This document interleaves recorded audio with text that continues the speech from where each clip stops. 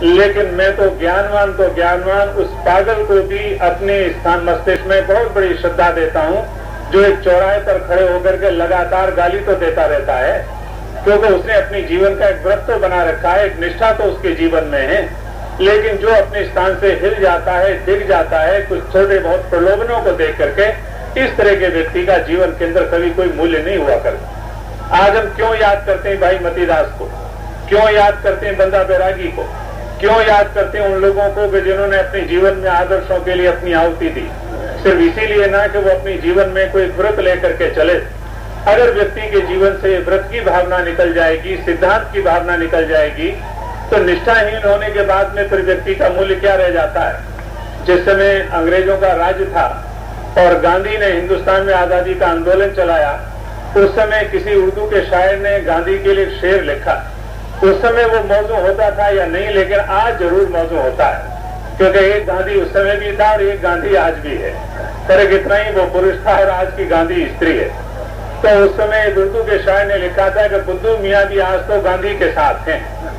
अपनी भाषा में उसने लिखा कि बुद्धू मियाँ भी आज तो गांधी के साथ हैं, वो खा के राह हैं मगर आंधी के साथ हैं। यानी रास्ते की धूल है पर आंधी के साथ उड़े हुए चले जा रहे हैं। तो इसका कोई बहुत बड़ा मूल्य नहीं होता।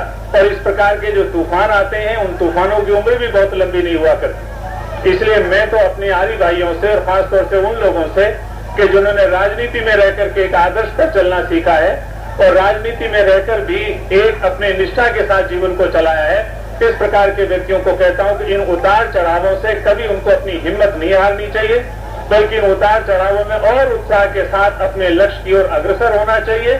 देखना चाहिए कि हमारे कार्य में कहीं कोई न्यूनता तो नहीं थी, कहीं किसी प्रकार की दुर्बलता तो नहीं थी कि जिसके कारण हमको इस प्रकार से अपने मार्ग से पीछे रह जाना पड़ा और दूसरे लोगों को आगे निकलना पड़ा। ये बात तो मैं कहना चाहता था केवल आज की परिस्थिति के संबंध। दूसरी बात जो विशेष रूप से कहना चाहता हूँ ये कि हमारे गुरुकुलों ने 3 प्रकार के व्यक्ति पैदा किए। एक तो हमारे गुरुकुलों ने विद्वान पैदा किए जिन्होंने साहित्य क्षेत्र में बहुत बड़ी सेवा की। एक हमारे गुरुकुलों ने समाज सेवी पैदा किए कि जिन्होंने समाज के क्षेत्र में आगे बढ़कर के क्रांति लाई या जिन्होंने समाज की कुरीतियों के खिलाफ झंडा उठाया और देश के अंदर कुछ इस प्रकार की कुरीतियों के हटाने में बहुत बड़ा योगदान किया। ये भी गुरुकुलों की एक बहुत बड़ी देन। लेकिन एक तीसरी गुरुकुलों की बहुत बड़ी देन यह है कि हमारे गुरुकुलों ने राष्ट्र के अंदर कुछ इस प्रकार के निर्भीक और दृढ़व्रती व्यक्ति पैदा किए कि जो समाज के अंदर एक दृढ़ स्तंभ की तरह से खड़े रहे और कभी भी वो हवाओं के आगे हिले नहीं, अपने स्थान से हटे नहीं।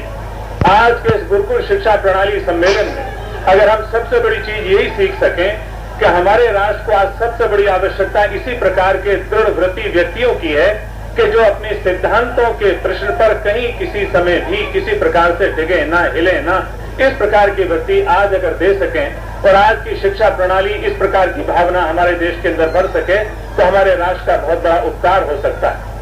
महिलाओं के अंदर भी और पुरुषों के क्षेत्र में भी दोनों ही जगह चल करके देखिए। स्वामी दयानंद सरस्वती ने शिक्षा के संबंध में सत्यार्थ प्रकाश में बहुत कुछ लिखा है, लेकिन मैं समझता हूं कि शिक्षा की निचोड़ जिसको कहना चाहिए, इसको स्वामी दयानंद ने अगर कहीं लिखा है तो सत्यार्थ प्रकाश के दूसरे समोल्लास में लिखा है। और सत्यार्थ प्रकाश के दूसरे समोल्लास में भी शिक्षा का निचोड़ अगर कहीं दिया है तो दूसरे समोल्लास की पहली पंक्ति के अंदर ही दे दिया है, जिसमें शतपथ ब्राह्मण के 3 शब्दों को स्वामी जी ने उद्धृत किया है। और उसमें लिखा है कि शिक्षा आचार्य के चरणों में केवल नहीं होती, शिक्षा केवल गुरुओं के स्कूलों में बैठ करके या गुरुकुलों में बैठ करके नहीं होती। ये तो शिक्षा की तीसरी श्रेणी है, ये तो तीसरी पीढ़ी है। शिक्षा अगर कहीं होती है तो सबसे पहले माँ की गोद में होती। शिक्षा अगर कहीं होती है तो दूसरे नंबर पर तब होती है जब बच्चा पिता की उंगली पकड़ करके चलता है और उसके आचरण से अपना जीवन बनाता है। और माता और पिता इन दोनों की सीढ़ियों को जब बच्चा पार कर लेता है तब फिर आचार्य के चरणों में बैठने का बच्चे को अधिकार दिया जाता है। इसी को शतपथ ब्राह्मण के ऋषियों ने लिखा है, मातृमान पितृमान आचार्यवान पुरुषो वेद। अगर पुरुष के अंदर पुरुषत्व की भावना लानी है, इंसान को इंसान बनाना है, आदमी में आदमियत लानी है, तो इन 3 सीढ़ियों से होकर के उसको निश्चित रूप से निकालना पड़ेगा। सबसे पहली सीढ़ी तो माता की है। दुर्भाग्य से आज हमारे देश में इस विषय में किसी प्रकार की सावधानी नहीं बरती जा रही, जबकि दुनिया के दूसरे देशों में इस विषय में बड़ी सतर्कता बरती जाती है कि माँ की गोद में भी राष्ट्र का निर्माण होता है। हमारे यहाँ तो ये समझा जाता है माँ की जो गोद होती है जिसमें 5 वर्ष तक के बच्चे का निर्माण होता है, ये तो एक तरह से बच्चों की खेलने कूदने की उम्र होती है।